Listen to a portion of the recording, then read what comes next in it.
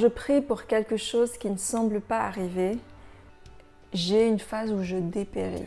J'ai comme l'impression d'être au fond d'un puits, obscur et sombre, mais où il y a juste assez de lumière pour que je puisse continuer à croire. Où j'ai l'impression d'être comme sur un radeau à la dérive, dans l'immensité de l'océan, seule au monde, incomprise. Mais en même temps, je me sens seule, mais je sais que je ne suis pas seule. J'ai juste assez de joie et de consolation pour continuer à m'accrocher à mon espérance. J'ai été de ce côté du rivage où j'ai attendu, supplié, imploré, pleuré pour que mon projet se réalise, pour que mon désir se réalise. J'en étais arrivée à un point où je ne pouvais plus entendre certaines expressions chrétiennes. Le temps de Dieu n'est pas notre temps. C'est quoi, jusqu'à présent, cette expression me saoule. Ça me saoule, mais je sais que c'est vrai. C'est vrai, le temps de Dieu n'est pas notre temps. Personnellement, il y a encore aujourd'hui 1 ou 2 sujets sur lesquels j'ai l'impression que Dieu fait semblant de ne pas m'entendre. Mais je fais cette vidéo parce que j'ai aussi vu à de nombreuses reprises ce pourquoi j'ai attendu, prié, pleuré, imploré se réaliser au fur et à mesure des années. J'ai été témoin de la fidélité de Dieu, du soudain de Dieu, du tout d'un coup de Dieu, du tu as attendu, tu as mal attendu, mais voilà, je te donne quand même. Il y a un petit groupe de gens dans la Bible dont le témoignage me porte énormément lorsque je pense à eux. Ce sont les bergers de Bethléem. Les bergers juifs en l'an 0 avaient des conditions de vie extrêmement difficiles. C'était bien souvent des gens qui vivaient en marge de la vie religieuse. Ils ne pouvaient pas se rendre régulièrement au temple pour prier parce qu'ils devaient garder leurs troupeaux. Donc, ils étaient isolés, sans éducation, en bas de l'échelle sociale. Les bergers de Bethléem, et les bergers en général d'ailleurs, avaient d'excellentes raisons d'être alcooliques et aigris. Ils avaient vraiment de quoi maudire ce Dieu qui les multipliait par 0 depuis 400 ans et qui les avait supposément abandonnés aux mains de l'Empire romain, qui était d'une extrême cruauté. Mais au soir d'une journée tout à fait banale, cette poignée d'hommes simples et ordinaires qui, probablement ce jour-là, ont pensé ce qu'ils n'auraient pas dû penser, ont dit ce qu'ils n'auraient pas dû dire et ont fait ce qu'ils n'auraient pas dû faire. Ils ne s'imaginaient pas une seule seconde en se réveillant ce matin-là que leur jour était arrivé. Que le désir le plus grand de leur cœur était sur le point d'arriver ce soir-là. Eux avaient ce désir, leur père avait ce désir, leur grand-père et leur arrière-grand-père avaient ce désir-là. Je veux dire, ça c'est du désir, tu vois. C'est pas comme toi et moi, on désire quelque chose depuis 2 ans. 2 ans, 5 ans, 7 ans. Là, on parle vraiment d'un projet plus. Ce qu'on sait de ces bergers, c'est qu'ils étaient quelques hommes assis ensemble un soir dans les champs. Ils sont en train de faire paître leurs troupeaux quand soudain, une grande lumière, une voix, un être qui ressemble à un ange leur annonce que le Sauveur vient de naître. Ces bergers sont le 2e groupe de personnes à recevoir directement de la part de Dieu un faire-part de naissance, les premiers étant bien sûr les rois mages. Je crois qu'on peut supposer pourquoi ces hommes-là avaient une place particulière dans la mémoire de Dieu. La Bible nous dit en français, il y avait des bergers qui passaient dans les champs. Le terme utilisé à l'origine en grec pour passer dans les champs, c'est agraoléo. Agraoléo, c'est un mot qui est formé de 2 racines. Agros, qui veut dire agriculture, et aoléo, qui veut dire jouer de la flûte. Donc, des bergers qui passaient dans les champs, dans la traduction en grec original, c'était plutôt des bergers jouer de la flûte dans les champs. Or, dans les Écritures, jouer de la flûte, c'est toujours associé à de la louange et de l'adoration. L'autre chose un peu surprenante, c'est que ces bergers étaient réunis ensemble pour veiller, pour garder les troupeaux. Or, la norme, c'était des tours de garde. Le berger, il est souvent représenté comme étant seul. C'est un métier un peu de solitude.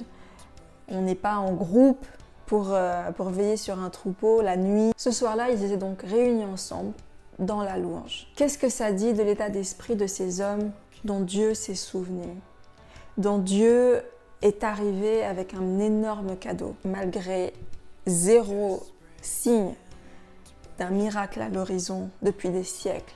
Ces bergers avaient encore un peu de courage, un tout petit peu de force pour se présenter dans l'adoration et dans la louange devant ce Dieu qui ne les exauçait pas. Devant ce Dieu qui n'exauçait pas en tout cas le plus grand désir de leur cœur. Parce que bien sûr, s'ils sont dans la louange, c'est qu'ils connaissent Dieu. Ils savent que Dieu exauce quand même. Tu vois, louer seul ou en groupe par exemple le dimanche, c'est le signe qu'on se positionne dans une attente difficile mais confiante. Bien sûr, on chante parce que Dieu le mérite, mais on chante aussi pour dire que notre cœur est dans la confiance. Notre cerveau doute en permanence, notre cerveau angoisse, mais notre esprit, il est serein, il chante et il est accroché et agrippé à la main de Dieu. Est-ce que ça veut dire que si tu n'es pas comme ces bergers, que tu ne chantes pas, alors ton miracle ne va pas se produire? Tu peux ne pas chanter, il est tout à fait naturel lorsqu'on est découragé, abattu, affaibli, d'avoir moins envie d'entretenir la connexion avec Dieu. Dieu connaît parfaitement cette ambivalence constante du croyant qui est déchirée entre notre volonté et sa volonté. Jésus lui-même qui maîtrisait parfaitement le projet de Dieu, qui était dans sa nature divine pleinement disposé à souffrir à la croix et à accomplir sa mission, bien dans sa nature humaine, il a supplié Dieu pour une porte de sortie. Il a imploré pour un plan B, pour une autre alternative, pour une autre option. Jésus sait ce que c'est que d'entendre Dieu lui dire non. Mon programme est bien meilleur que ton programme. Jésus sait ce que c'est que de vouloir que Dieu change d'avis, que Dieu sorte une carte mystère, joker de son manche pour nous éviter de passer par le feu. On dit de Jésus qu'il est victorieux parce qu'il est sorti du tombeau ou au moment où il a dit « Père, tout est fini ». Je crois que la victoire, il l'a obtenue au moment où il a décidé de se plier au programme de Dieu. Et en se dirigeant vers son calvaire, la croix sur le dos, il a pris la décision que jamais tu ne seras seul, que jamais tu ne seras sans aide, que jamais une seule de tes prières ne sera ignorée. Où que tu ailles, quoi que tu fasses, même si tu ne le sens pas, il a décidé qu'il serait avec toi, qu'il serait pour toi, qu'il irait au-devant de toi, qu'il serait derrière toi, qu'il serait à côté de toi. Tu ne peux pas être oublié. Tu ne peux pas être ignoré. Si tu es athée ou que tu te dis chrétien non pratiquant et que tu passes par un truc, qu'est-ce que tu attends pour demander à Jésus de t'aider? Qu'est-ce que tu attends? Qu'est-ce que tu as à perdre? Rien du tout. Tu n'as rien.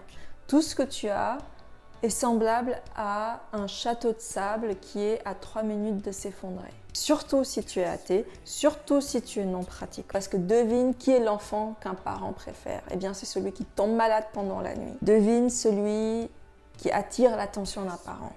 Celui qui est rebelle, celui qui est problématique. Celui-là empêche un parent de dormir. Peu importe ce que tu as fait, peu importe ce que tu es en train de faire. Demande à Jésus de t'aider. Parce qu'il n'attend que ça, pour te montrer sa puissance, pour te montrer comme tu es aimé, l'immensité de son pardon et de sa générosité. Maintenant, les nouveaux arrivés sont très gâtés. À peine vous avez fini de prier que votre prière s'est exaucée. Nous autres qui avons balayé nos maisons, qui marchons avec Dieu depuis un peu plus longtemps, on a connu cette époque merveilleuse des débuts où à peine tu as fini de prier et que ton truc s'est exaucé. Aujourd'hui, quelques années plus tard, à peine tu commences ta prière que tu te reçois un verset du genre heureux celui qui croit sans voir.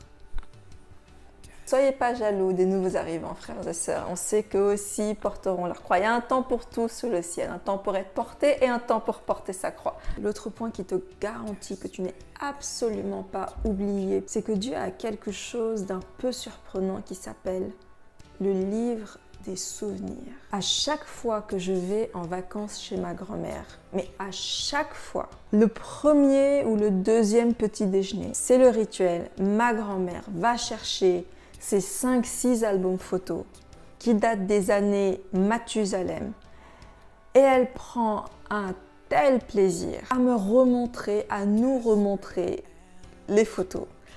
Et on les connaît par cœur, ces photos, parce que depuis que je suis petite, je les vois, ces photos. Depuis que je connais ma grand-mère, elle a ses albums photos, mais ça n'empêche que à chaque fois qu'on va en vacances, elle ressort les mêmes albums photos. C'est pas des nouvelles photos, non. C'est les mêmes photos qui remontent aux années 60-70. Elle les ressort et on passe photo par photo, par photo, par photo, par photo. Et il y a 5-6 albums, tu vois, donc c'est vraiment, et puis c'est des trucs épais. Je suis vraiment fascinée par le plaisir qu'elle prend, par la joie qu'elle a de revenir sur les moments du passé, de revenir sur les joies, les moments de joie, les moments de fête. Et même des événements qui étaient difficiles, et ben, comme elle a du recul, et ben, ça devient des moments en fait presque mythiques. Là, elle a juste de la joie à partager ces moments-là. Bien, Dieu aussi semble avoir quelque chose qui ressemble à un album vidéo. Et plusieurs personnes dans la Bible évoquent le livre des souvenirs. David en parle dans les psaumes, l'apôtre Jean en parle dans le livre de l'Apocalypse. Mais lisons ce que Malachie nous dit. Alors ceux qui craignent l'Éternel se parlèrent l'un à l'autre. L'Éternel fut attentif et il écouta.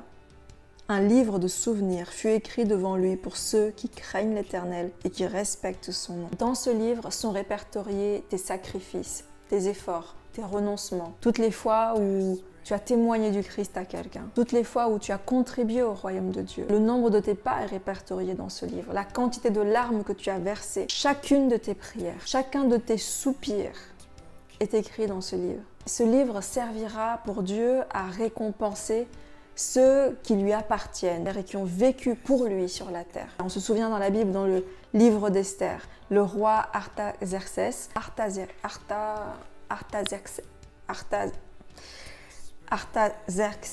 la Bible nous dit « Dieu l'a empêché de dormir un soir » dans le seul but qu'il aille ouvrir, lui en tant que roi, son livre des souvenirs.